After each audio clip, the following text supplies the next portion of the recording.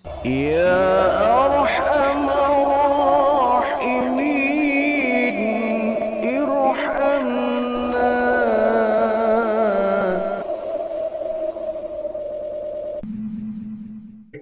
Adanya kita di alam dunia ini.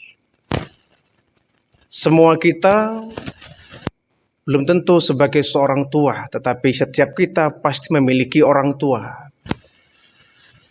Sudah termasuk dosa besar apabila seorang anak durhaka kepada orang tuanya.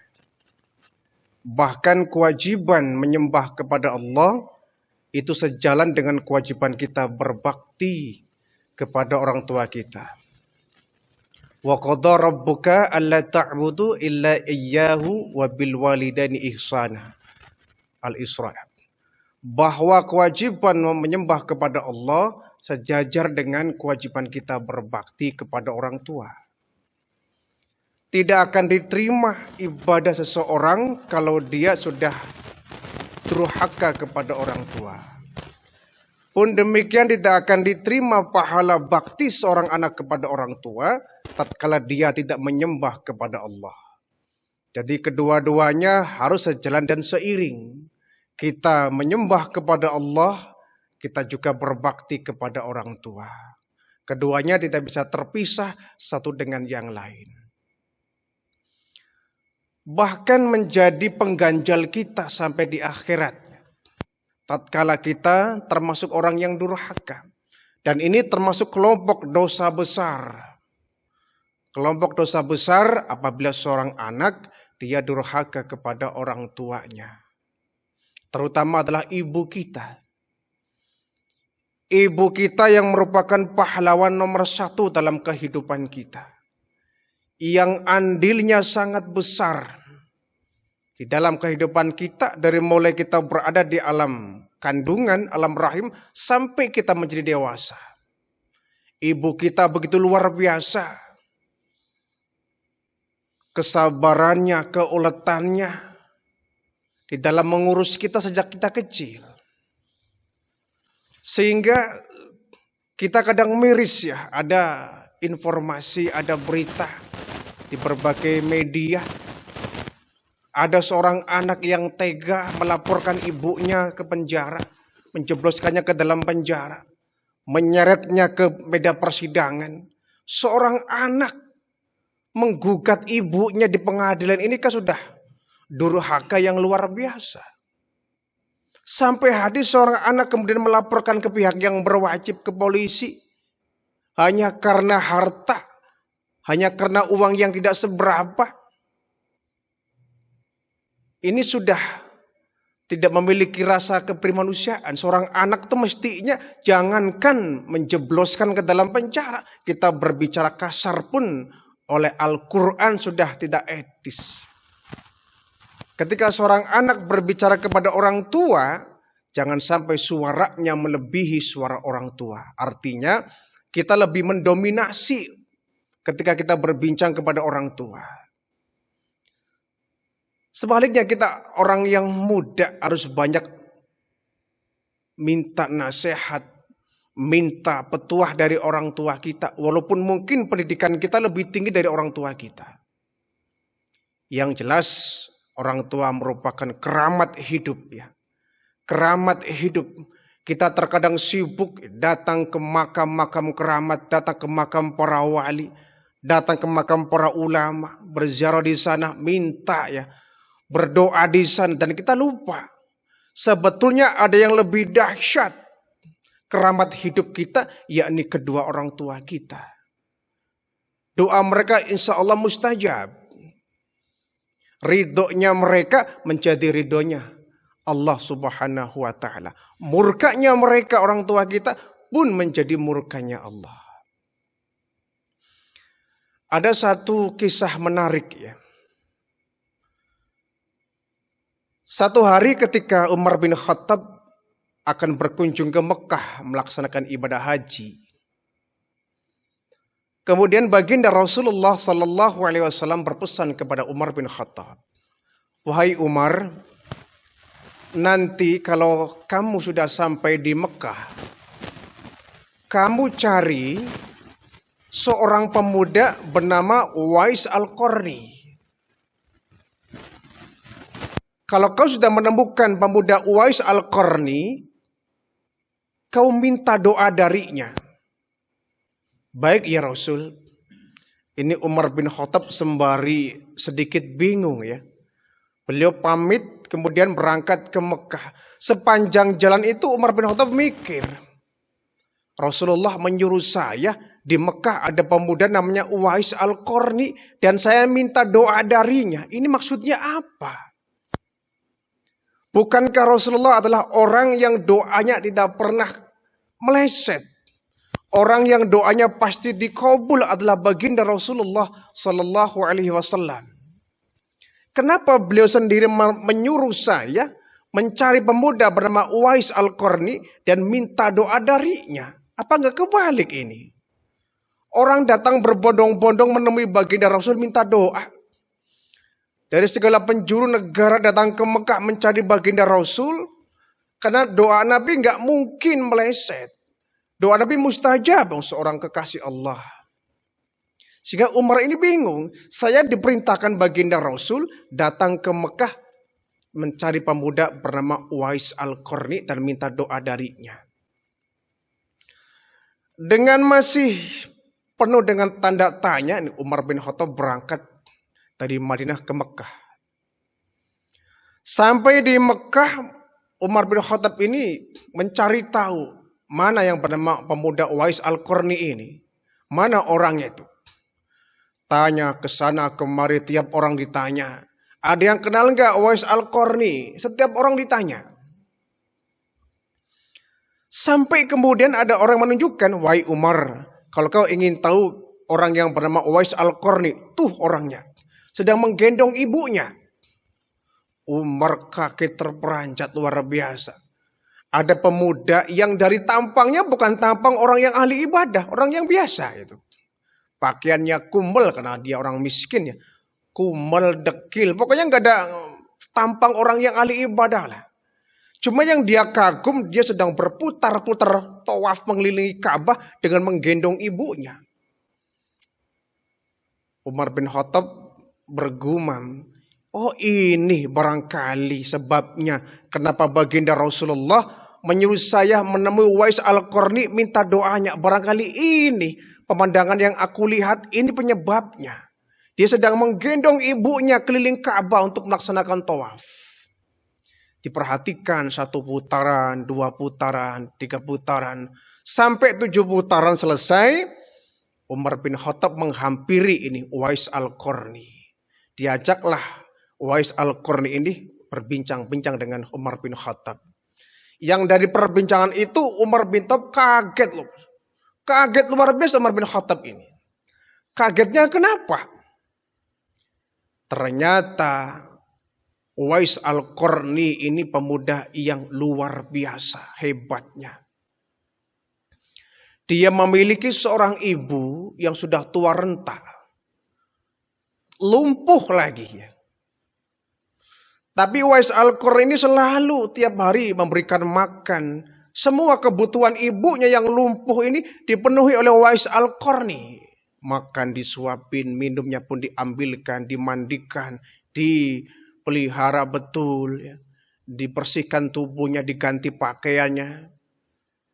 Kemana-mana dibawa itu. Sampai kata ibunya, wahai Uwais Al-Qarni, semua kebutuhan ibu sudah kau penuhi nak.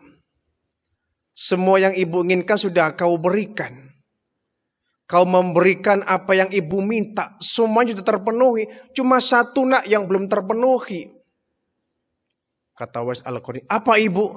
Katakan, aku pasti akan penuhi. Katakan ibu, ibu mau apa? Begini nak. Ibu ingin sebelum ibu meninggal dunia, menghembuskan nafas yang terakhir, ibu pengen naik haji, pergi ke Mekah. Mendengar ini Uwais Al-Qarni lemes, bingung, bimbang luar biasa. Disangka mau minta makanan atau apa. Dia ingin pergi ke Mekah untuk naik haji. Bingungnya apa? Ya Yaman ke Mekah itu kan bukan jarak yang dekat. Sementara Uwais Al-Qarni tidak memiliki kendaraan. Kuda misalkan, keledai misalkan, unta. Tidak punya apa-apa. Tapi dia berpikir pokoknya yang ibu minta harus saya penuhi. Sebagai baktiku kepada ibu saya. Akhirnya kata Uwais Al-Qarni, baik bu. Kalau memang ibu yang itu yang diinginkan ibu, saya Uwais Al-Qarni akan memenuhi. Sembari masih bingung nih Uwais Al-Qarni, bagaimana caranya saya bawa ibu ke Mekah, naik apa? Kalau nyewa kendaraannya harus ada uangnya, nyewa unta, nyewa kuda, nyewa keledai yang harus pakai biaya. Uang dari mana? Sedangkan dia hidup sebagai orang yang sangat miskin. Tetapi tidak putus asa nih Uwais Al-Qarni ini. Pokoknya ibu akan saya bawa dari Yaman ke Mekah untuk melaksanakan ibadah haji. Apapun caranya. Dia punya ide.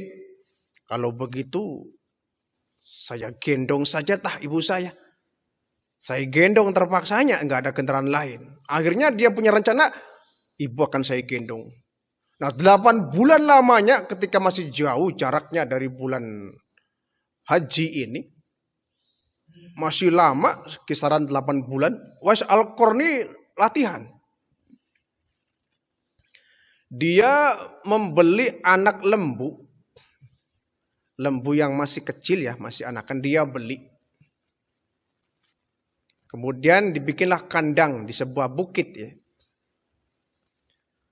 Setiap hari ini Uwais Al-Qarni datang ke bukit pagi-pagi ya. Setelah dia memberikan sarapan kepada ibunya, melayani ibunya. Dia pergi ke bukit. Ngapain dia? Dia menggendong anak lembu itu. Naik ke bukit, turun lagi ke bukit, naik lagi ke bukit, turun lagi ke bukit. Terus dengan menggendong anak lembu itu. Maksudnya dia latihan supaya ketika gendong ibunya sudah terbiasa ya.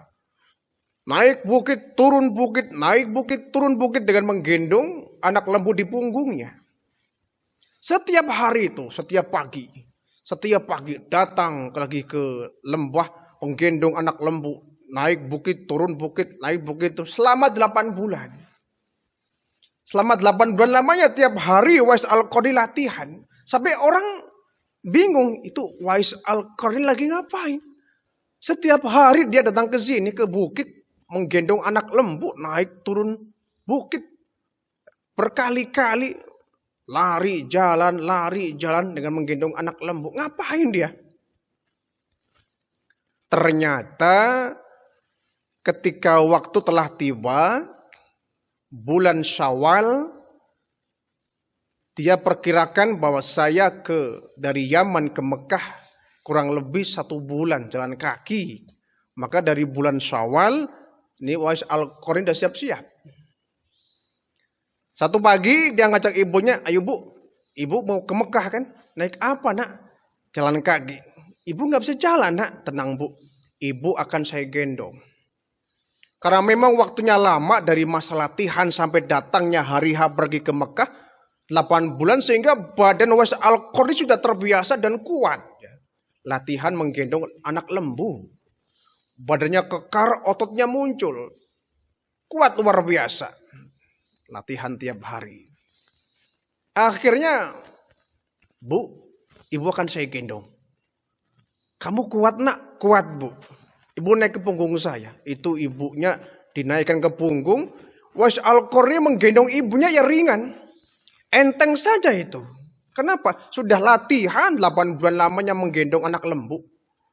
Sehingga ototnya yang kencang, yang kuat, menggendong ibunya terasa ringan. Digendong, bayangkan dari Yaman ke Mekah. Jarak tempuh yang sangat jauh. Menembus gurun pasir yang panas dan tandus. Terik matahari pun diterjangnya tuh. Keringat bercucuran gak dia pedulikan. Kakinya melepuh karena menginjak pasir yang panas. Dia gendong ibunya itu. Subhanallah. Dia menemukan pohon korma panas. Dia pun berteduh dengan ibunya. Jalan lagi puluhan kilometer, digendong lagi ibunya, nemu pohon lagi, berteduh sebentar sekedar melepaskan lelah. Ya. Terus berjalan lagi, sampailah kemudian 1 bulan penuh ya, hampir 2 bulan dari Yaman datanglah ke Mekah. Sampai di Mekah ibunya pun digendong-gendong dia.